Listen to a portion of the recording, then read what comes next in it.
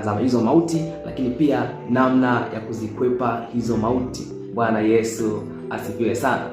Mtu wa Mungu, mimi ni Felix Yunji, mtumwa wa Bwana wetu Yesu Kristo. Nakukaribisha tuendelee pamoja na Roho Mtakatifu atusaidie.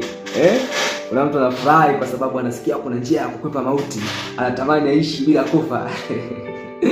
Bwana Yesu asifiwe sana.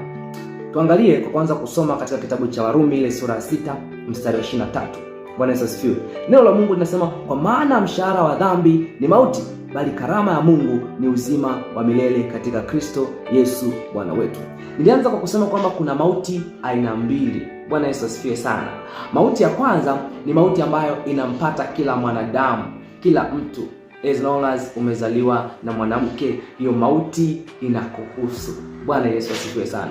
Na hiyo mauti haina shida yoyote ile, kwa sababu ni mlango wa kuingia katika maisha ya pili, ambapo sasa kwenye hayo maisha ya pili sasa ndo kuna mauti ya pili ambayo inasemwa katika kitabu cha Ufunuo.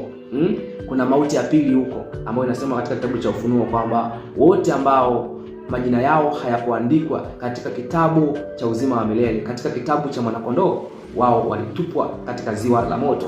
Na anasema baada ya kutupwa katika ziwa la moto, anasema hiyo ndiyo mauti ya pili. Kwa mauti ya pili ni ile ambayo mtu anakufa sasa milele.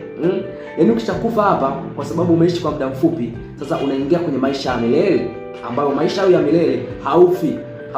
Lakini hiyo mauti ya pili inaitwa mauti ya pili kwa sababu ni mateso ya moto wa milele mpaka bila ukomo. Ndio maana inaitwa mauti ya pili. Kwa hapo tayari tumeshaona kwamba ziko mauti aina mbili. Mauti ambayo kila mmoja anakufa, aidha umempokea Yesu au haujampokea Yesu. Lakini mauti ya pili ni ile ambayo wanakufa wale tu ambao hawajamwamini Yesu Kristo, wale ambao hawakuamua kumfuata Yesu Kristo wakati wakiwa hai hapa duniani. Bwana Yesu asifiwe sana. Maana sehemu ya kufanya maamuzi ni hapa duniani, wakati tukiwa kwenye hii dunia, wakati tukiwa tuna operate kwenye wakati ndio tumepewa neema ya kutubu dhambi zetu, ya kugeuka, kubadilika, kuacha uovu kwa kumpokea Yesu Kristo. Bwana Yesu asifiwe sana. Lakini sasa solution ya mauti ya kwanza hakuna. Hakuna solution. Huwezi kusema kwamba eti nitafanya hivi ili niishi milele. Hapana. Kufa ni lazima, tutakufa, lakini baada ya kufa ni hukumu.